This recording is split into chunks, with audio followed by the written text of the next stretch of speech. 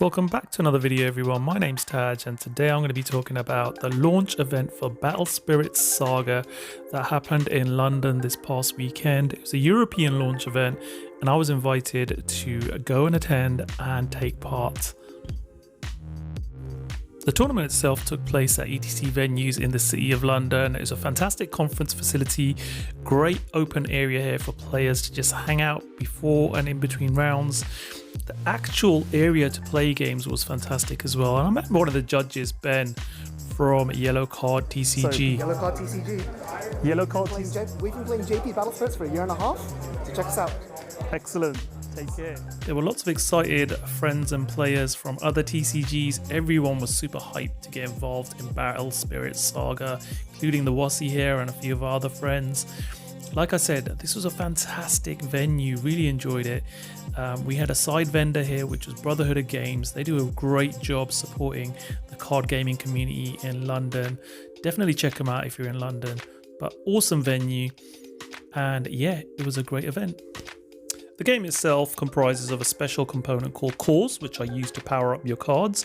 There are three different types of cards in Battle Spirits Saga. There are spirits, nexuses, and magic cards.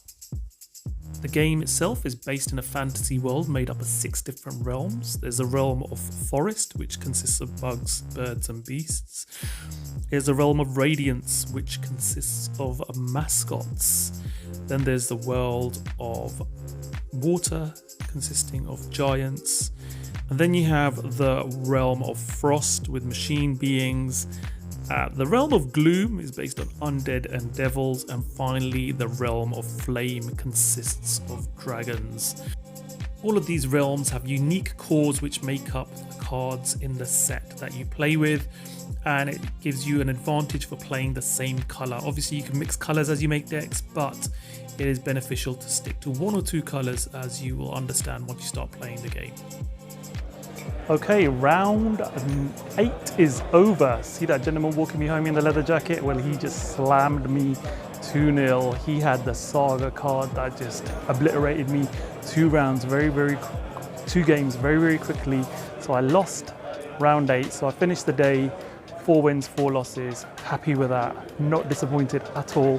I'm pretty sure I've hit top 128. If I'd have won that last round, it'd been top 64.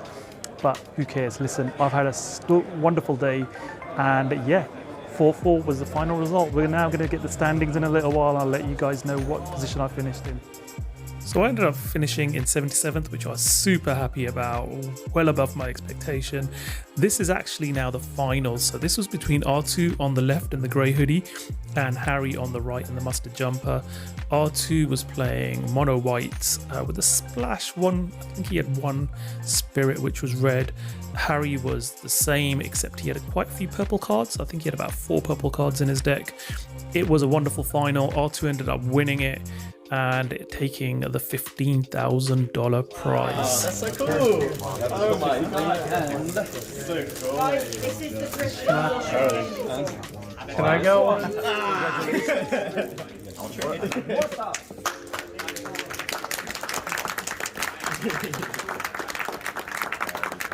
Well, it's fine, man. I'll do the next one. 7 of those. That's quite the up Yeah, to. we'll just see on the next event. Oh, there she is. Oh my lord! Those hands were fast. Jeez. So, I'm going to take this, Harry. I'll see you later. He isn't even joking. Yeah. Wait, is it? Have you seen what this looks like? That's That's my goal. You know what I'm going to do? So we get graded and then sit on my wall. Hey, but let's be real, because here's what the true card. It's a different card. What is it? Yeah. It's the same and do. Same card. Oh wait, they gave it to you because it wasn't just secret. Okay, sure. Crazy. Back. Find this back. Your core and the cool core. What you guys think? Soul core. Your metal soul core. Being Connor, we want this. Oh, No. actual core, yeah. A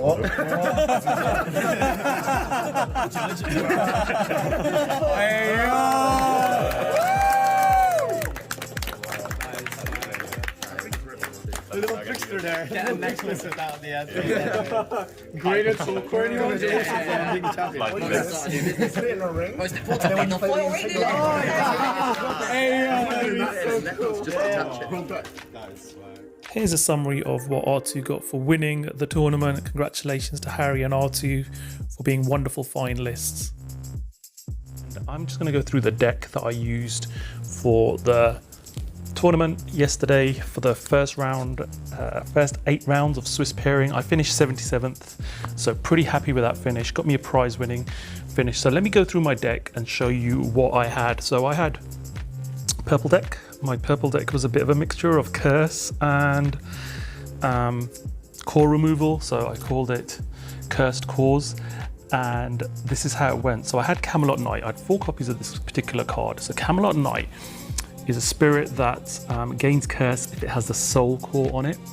It's a 1-drop and you can cheat it in for 1 if you've got 1 purple symbol on the bottom of your card. So these symbols up here, so essentially this costs 1 cost to play it, so you would use 1 core to play it, but if you've got a symbol next to it you can reduce the play cost if you have a card in play with the same symbol in the bottom corner. So if I've got a card already, let's just say I've got a Camelot Knight out that I paid 1 core for, I can play this one for free, but I have to put a core on it to keep it alive. So very low cost. If I have my single soul core on it, it has curse, so very good early swinger to get out early in the game. So I had 4 copies of that, and that was very much a staple in my deck that got me a lot of damage very early on. Let me be very aggressive and go in for swings against my opponent, which was pretty cool. Next up is Dark Knight Florence. Now this is from the starter deck, so I had to get 2 starter decks in order to get a playset because you only get 3 in each one. Dark Knight Florence again is a 2 cost. I can cheat it in for 1 reduced cost, and it gets curse on level 2. So as long as it's got 3 cores on it, it has curse on it. So this again was a quick one to play out. I could play it for 1 and a core on it, so needing 2 cores to get it out once I had another spirit out. And again, very early aggressive play, 4 copies of that, very useful indeed. Dark Knight Agave was another very useful card I found playing the game. Again, it has curse when it's a level 2, but it also has, if it's got the soul core on it and it gets destroyed, I can draw a card. Draw power is really important in this game. So this costs 3 to summon. You could reduce the cost by 2, so essentially only paying 1 if you've got 2 other purple cards out. Really does help. Really good card. Very quick early aggression. Again, once you've got 2 spirits out, this can come out for just a cost of like 1 core plus the core to keep it alive. Similar to that boa, Trickster had curse on it as well. A little bit more powerful. 3-drop, comes with 2000 base power on level 1. And yeah, curse. What else can I say? Fantastic card. Again, you could essentially bring this out for 1 once you've got a couple of spirits established on the board. Sticking a core on it, so 2 core to get it out. Okay, Dragonos Assassin. Now Dragonos Assassin again has got curse. This one's, you could reduce the cost by 1, so it still costs you 2 plus 1 core on it, but it's got curse at level 2 and level 3, and if it's a level 3, when it attacks and it has a soul core on it, you can draw a card, which was quite useful at certain points in the game. When I could get enough cores on this, that additional card draw really does help you, because there are some cards, which I'm going to show you later on, that can help you win a game by discarding cards from your hand, and you don't want to be discarding the stuff you want to play, so it really does help. King Snake Quetzalcoatl, which I always get wrong, this one. It's got curse, so it's got when summoned, level 1 or 2, select a spirit with curse or blood curse in your trash and return it to your hand. So when you get into mid game, late game, there might be some stuff that's low cost that you've got in your trash that you want to be able to bring out just to put extra bodies on the board. Really useful to have. And when it's a level 2 and it attacks, select one of your opponent's spirits that has 1 core on it and destroy it. So this is where the core removal really comes in. You can swing with this, and then you can pick a spirit to destroy before the attack goes through. 5 cost, 2 reduction cost. It's a bit more expensive than anything else we played, so this is the mid-range sort of spirit, but it has more power on it. It's a rare from the set, so I only pulled 2 of these, so I was only able to play 2. I ideally would have loved to have played a few more of these. but that was King Snake Quetzal. Then we've got Dark Bishop Bacchus, another card that I would have liked to have played a bit more of, only had the 2 of in my deck. And this one is 6 cost, 2 reduction, so you can potentially play it for 4 plus sticking a core on it. And it's level 1, 2, and 3. When summoned, remove all but 1 core from all spirits and place them into their owner's reserve. You are literally stripping all cores from your opponent, so when it comes to them blocking, they are level 1s. They are not going to be any higher, which could really make a difference when it comes to their block decisions, especially as you've got cursed creatures. It could mean those cursed creatures can essentially survive attacking and being blocked, but killing your opponent's blockers. So that was quite interesting. Right, now in my main deck, I only had 2 of these Dark King Snake Pentacles. This was the X rare from the starter deck. Now it's got level 1, 2, 3. When so first of all, it's 7 cost to cast. You can reduce it by 3, potentially only bringing it in for 4. Obviously, you need to have 3 things established on your board in order to do that. But still 5 cores required to bring this out. So I didn't get this out as much as I would like. A lot of the games are very much rush in this format. So level 1, 2, 3, when summoned, select one of your opponent's spirits, remove all but 1 core from it and place them into reserve. And when this is a level 2 or 3, so it's got at least an additional 3 cores on top of it, select one of your opponent's spirits, remove a core from it, place it into their trash. So you can see what the mechanics here are about. Get it up to a level 2, and then you can start stripping cores, the last core off your opponent's spirits. So this in combination with King Snake Quetzal could essentially start getting rid of your opponent's spirits, which is really, really useful. Grand Underworld Trio, Queen Maduke. I had 3 of these. I borrowed one, I gave it back to my good friend, the Wossi. I lent him a couple of cards, he lent me one of these, and he needed it back for his master set because he only pulled one. So, Grand Underworld Trio, Queen Maduke, poster face for the actual set itself. She's 8 to cast, but 4 reduction there, so potentially you can cast her for 4 plus the core on her. Level 1, 2, and 3, when one of your spirits with curse or blood curse reduces your opponent's life, place the lost life cores into the void instead of their reserve. Now that is huge, because when spirits die, you're relying on the core that goes into your reserve for you to be able to do flash effects to counter what your opponent's going to do next with their other spirits. If you're getting rid of those spirits, putting them back into the void, that is reducing their cores going forward for the next rounds as well. Really powerful. That really is a really nice effect once it comes into play. And then level 2 and level 3 blood curse. So when the spirit will be destroyed by your opponent, you may place 1 core from your opponent's life and 1 core from this spirit into their owner's trash to keep the spirit on the field refreshed. So that is pretty cool. And then level 3, during attack step, all of your spirits with curse gain blood curse. So really, really powerful. Blood curse is quite a good mechanic. And once you got that going with curse, really nice. Okay, those were all my spirits. Moving on now, let's have a look at my magic cards.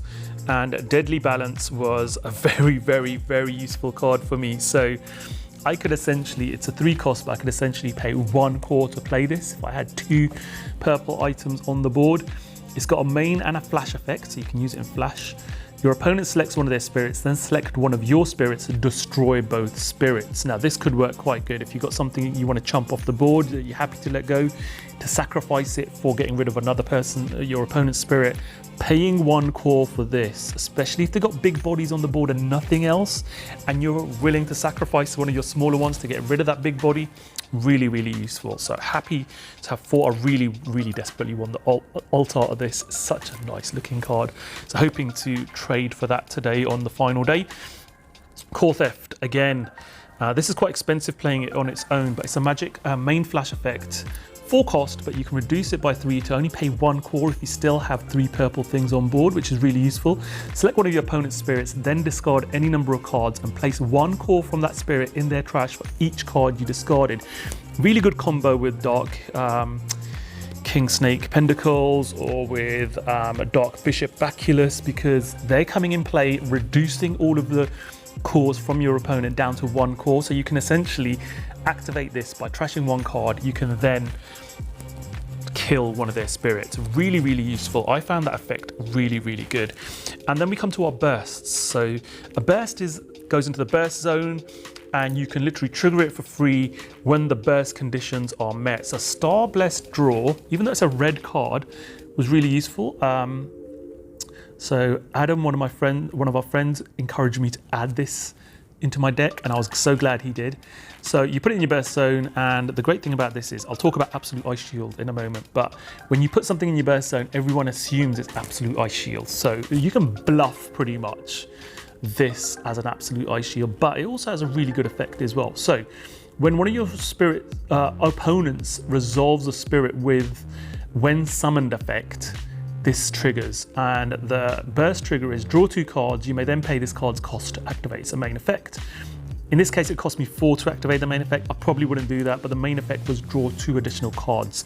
Depends on how desperate I was for card draw and if I had the cores available. 4 cores is quite expensive, but again, at least 2 cards being drawn. But it all depends on if your opponent has spirits that have a when summoned effect. So they don't just, that doesn't trigger for when they are summoned, but when they have a when summoned effect that resolves. Okay, then talking about the main card, this is a staple in every single deck, doesn't matter what color you're playing. Absolute Ice Shield. Full cost, if you're playing white and you've got white, something white out, you can reduce the cost by 1, bringing it down to 3. So it's not such a big deal, but it's got a burst effect whenever you lose life. So once you've lost life, you can activate this. Place a call from your reserve into your life. You may then pay this card's cost to activate its flash. If you've got 4 cores available, this is fantastic because you want to do this. Flash.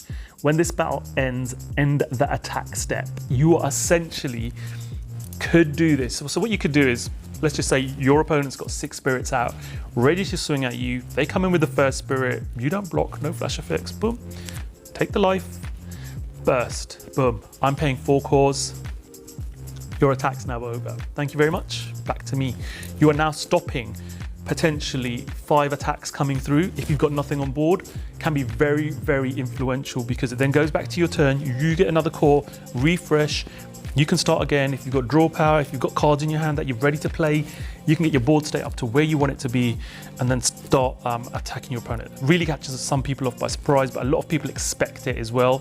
So you've got to play a strategic game. If you see a burst card in someone's burst zone, you are going to be panicking and thinking, Absolute Ice Shield, because that's the assumption, which is why I said Star Blessed Draw is quite a good bluff sometimes, because it changes the way people are attacking and playing against you, because they think, he's got Absolute Ice Shield. Should I risk it?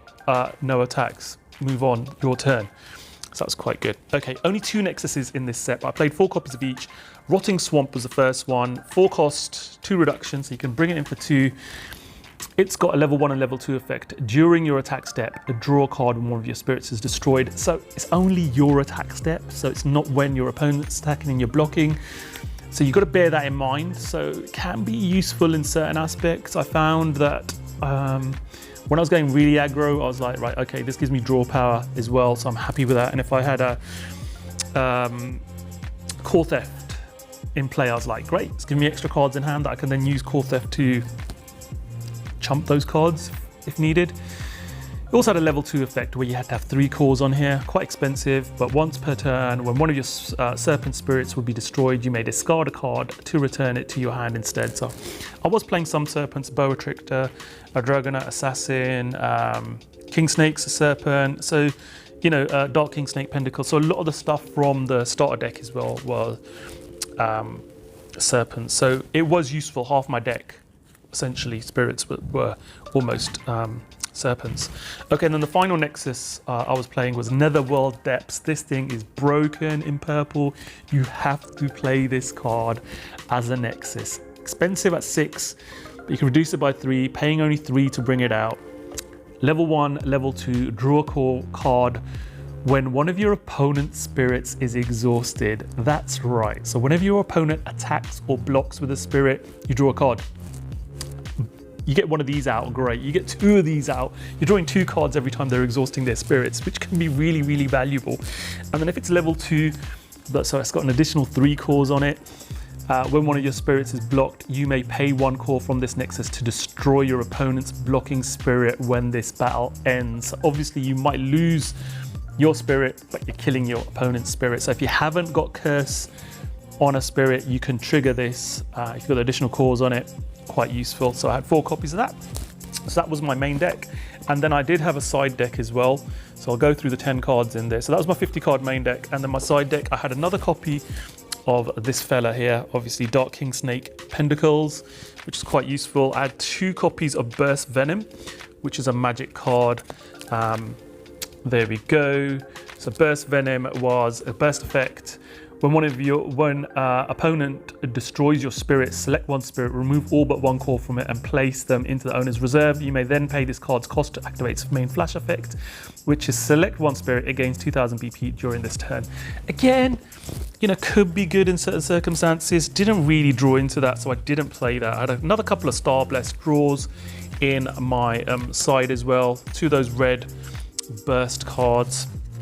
I had 2 Infernal King Cursed Dragons, so I'll talk about those in a moment, but I also had 3 copies of Flamefish. So Flamefish is a red card, and it's simple, so it cost me 2 to play it. Not too expensive. I couldn't reduce the cost because I had no red. But level 1, 2, 3, when destroyed, if the spirit has the soul core on it, select one of your opponent's spirits with 4000 or fewer BP and destroy it. Yes, so you want this to be swinging, hopefully dying. If it doesn't, great, you got an attack through. If it does, you are then getting rid of 4000 power, which is quite most of the people's small mid-range things, wiping them off the board. Really good. So Infernal King Cursed Dragon, had 2 of those. I did swap out Meduke a couple of times